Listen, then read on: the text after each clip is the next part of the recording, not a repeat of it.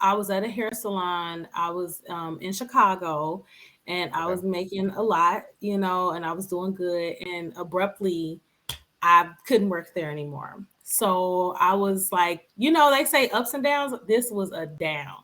Mm. Where was I going to work? How was my clients going to follow me? What was I going to do? So I started working in the suburbs, which was like 45 minutes. And I had to kind of rebuild my entire clientele. You know what Mm. I'm saying? The price points are different. The customer Yeah. base is very different when I moved. So that was a shift in my career, almost like starting from scratch in a sense.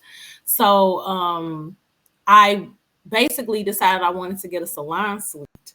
Of course, Okay. I always wanted to have, a big brick and mortar store. But at the time, I'm like, if I got to start over, we're going to just do this salon suite. So I go on my salon suite and I'm like, how am I going to pay all of this rent? And I'm starting over from scratch. So what I basically did was I decided to sell clothes.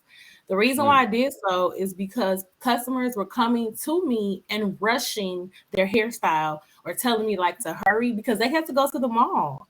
And Mm. everybody did this. Like, imagine Wow. like every time a customer sits in your chair and they're like, oh, I have to go get something to wear. I have to leave.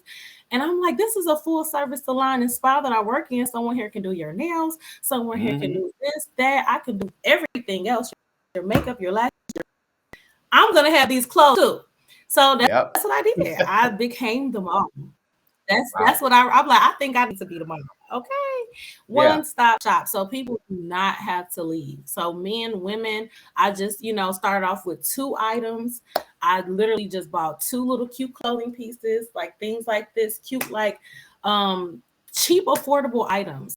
And Yeah. people were like, "Oh, you have this?" And I just started to save my profit. Once again, I did not spend my profit for Yeah. 2 years. Okay. So I still got hair. I'm building up the clientele. So I'm basically back at the bottom. You get what I'm Yeah. saying? This six-figure boss girl is right on back down. So I don't have a ton of money off clients or hair Yeah. sales, So now I'm still saving this money for 2 years. I'm making off clothes and just getting by doing whatever physical clients I had. And Yeah. that discipline and being like, okay, it's slow with clients, but I'm building up on my clothes. It really helped me build up the all around clientele because now Wow. people were coming in and they were like, "Oh, I don't need my hair done, but my sister does. My Mm. sister's husband needs some clothes, and his other baby mom needs some shapewear." Like, so I Yep. just started to just bring out new products. I'm like the product queen. Okay, I have over 300 different items that I sell. Wow. Okay. And it started Wow. off at like two with just remember the hair bundles and then the hair wigs. Like these are all different products that, I have lash glue, I have hair oils, edge controls, shampoos, brushes, bonnets.